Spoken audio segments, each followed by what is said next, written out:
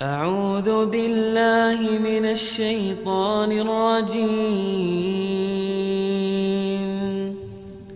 بسم الله الرحمن الرحيم.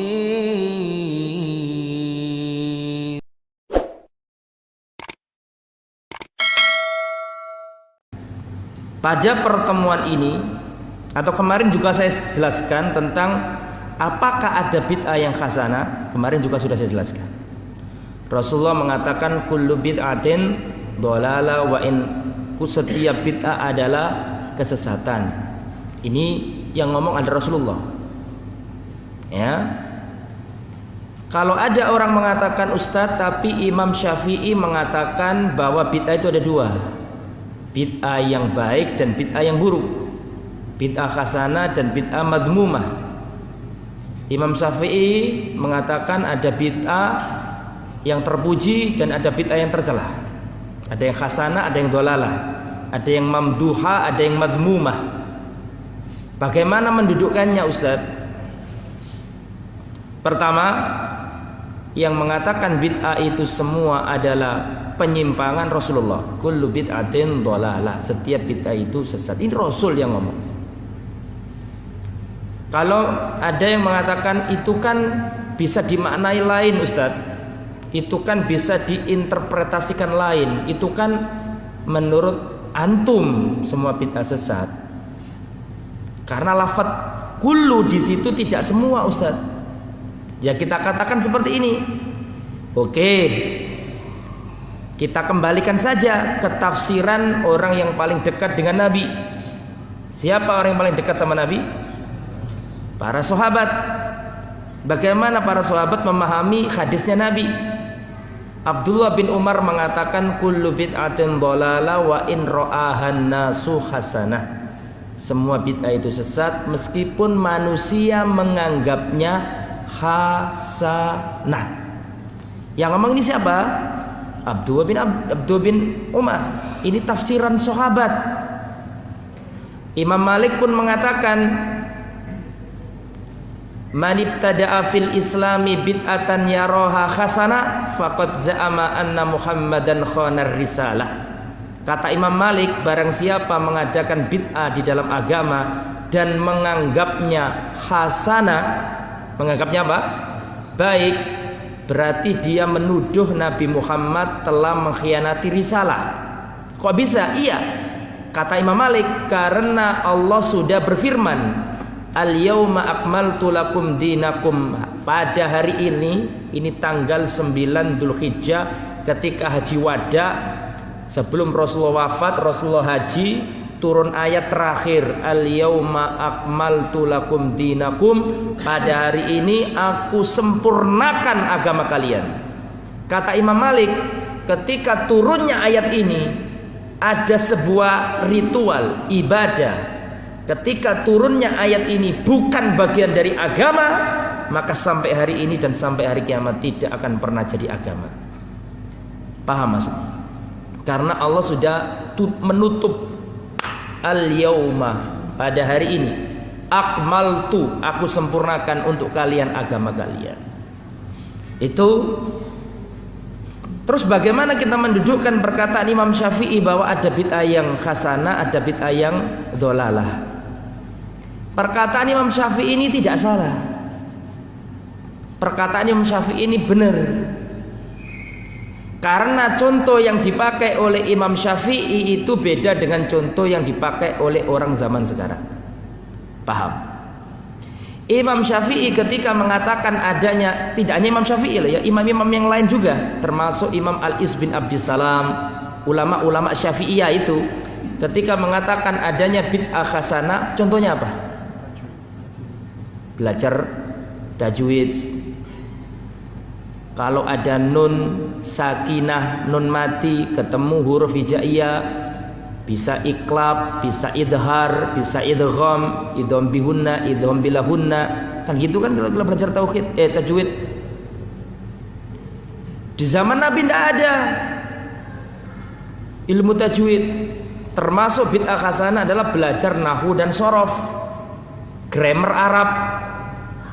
Di zaman Nabi tidak ada mubtada, khobar, maf'ul, fa'il, ya, maf'ul mutlak, maf'ul li ajlih, jumlah fi'liyah, jumlah ismiyah. Tidak ada di zaman Nabi tata bahasa Arab itu. Kata Imam Syafi'i berarti ilmu tajwid, ilmu apa tadi? Nahwu, sharaf, bid'ah, karena nggak ada di zaman Nabi. Tapi ini bid'ah hasanah kata Imam Syafi'i. Bagaimana kita merespon contoh yang dipakai oleh Imam Syafi'i ini? Imam Syafi'i, kalau panjenengan mengatakan ini bid'ah hasanah, monggo ndak apa-apa. Wong cuma nama saja kok. Yang ujung-ujungnya boleh apa enggak sih? Ilmu tajwid sama ilmu nahwu sharaf. Mas saya mau tanya, ilmu tajwid sama ilmu sharaf boleh apa enggak? Boleh kan? Cuma Imam Syafi'i menamainya bid'ah hasanah. Tapi kan boleh kan? Tidak masalah. Cuma Imam Syafi'i ngasih nama bid'ah hasanah. Meskipun kita mengatakan itu bukan bid'ah hasanah, tapi itu maslahah mursalah. Kita tidak mengatakan itu bid'ah. Mengapa? Karena Al-Quran berbunyi warattilil Qur'ana tartila. Bacalah Al-Quran secara tartil. Supaya tartil bagaimana? Diciptakan ilmu tajwid, karena terjadi penaklukan negeri-negeri. Nek wong Arab asli mungkin maca iso tepak, paham? Tapi Persia masuk Islam, Romawi masuk Islam, kemudian orang Afrika masuk Islam, dibutuhkan ilmu untuk nepakno makhorijul huruf, paham? Sedangkan Al-Qur'annya mengatakan warattilil Qur'ana tartila, bacalah Al-Qur'an secara tartil. Berarti bid'ah apa enggak? Hah? Bukan bid'ah. Tapi seandainya dikatakan bid'ah hasanah, boleh apa enggak? Monggo, enggak apa-apa. Namanya jangan dipikir, yang penting hasilnya. Boleh apa enggak? Boleh toh? Kita yakin ilmu tajwid boleh, kita yakin ilmu nahwu sharaf boleh. Cuma bedanya Imam Syafi'i menamainya bid'ah hasanah, kita menamainya maslahah mursalah. Tapi ujung-ujungnya boleh apa enggak? Boleh. Kalau Anda mengatakan bid'ah hasanah itu ada, tapi contoh yang sampean pakai seperti contoh yang dipakai oleh Imam Syafi'i, ada masalah enggak? Ada masalah apa enggak? Sampean paham enggak maksud saya? Kalau misalnya ada orang bid'ah hasanah itu ada, Ustaz. Terus contohnya apa? Tajwid, kemudian ilmu nahwu sharaf. Berarti ada masalah apa enggak? Enggak ada masalah. Masalahnya itu orang meminjam ucapannya Imam Syafi'i bahwa ada bid'ah hasanah, tapi ketika membuat contoh yang dipakai bukan contoh seperti contohnya Imam Syafi'i. Semoga bisa dipahami omongan saya ini. Paham nggih? Orang sekarang membuat aturan-aturan baru terus dinamai ini tidak apa-apa bid'ah hasanah. Kata-kata Imam Syafi'i tidak apa-apa. Loh, padahal contohnya beda. Imam Syafi'i ketika mengatakan adanya bid'ah hasanah, di antara contoh yang dipakai oleh para ulama-ulama terdahulu ketika mengatakan adanya bid'ah hasanah, di antara contoh yang dipakai adalah membangun madrasah, membangun sekolah. Karena dulu di zaman Nabi, zaman sahabat tidak ada madrasah, nggak ada sekolah. Adanya cuma ya kayak gini, talaki, ngaji langsung, kan gitu toh. Berlalunya zaman, banyak yang masuk Islam, butuh anak-anak yang dididik secara sistematik, akhirnya dibuatkan klasikal. Bisa dipahami ya?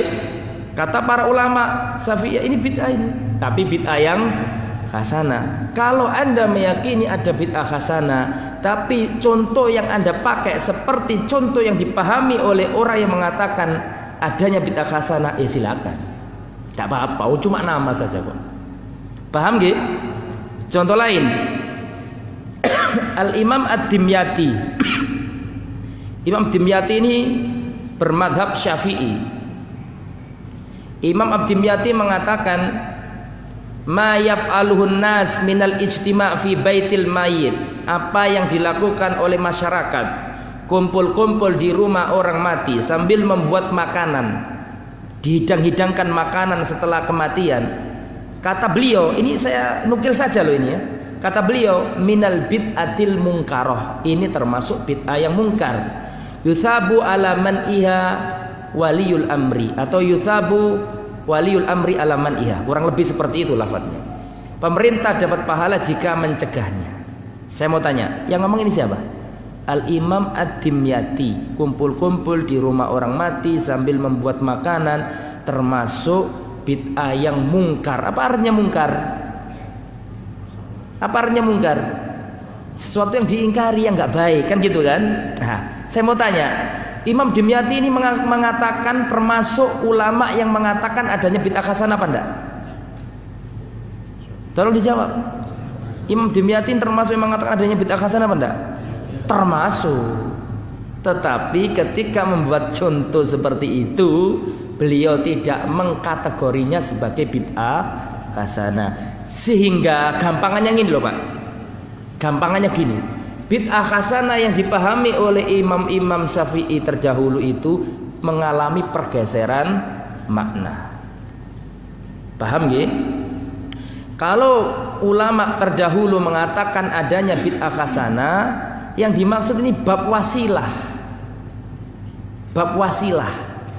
Seperti tholabul ilmi, wasilahnya membuat gedung, belajar Quran, belajar apa tadi? Tajwid, belajar bahasa Arab, apa? Pakai nausor. Ini bab wasilah. Ma la yatimul, ada kaidah ya usul, ma la yatimul wajib illa bi fa wa wajib. Apa saja yang kewajiban itu nggak bisa tercapai kecuali dengan sesuatu, maka sesuatu ini hukumnya wajib. Alhamdulillahi Rabbil Alamin. Segala puji bagi Allah, Tuhan seluruh alam.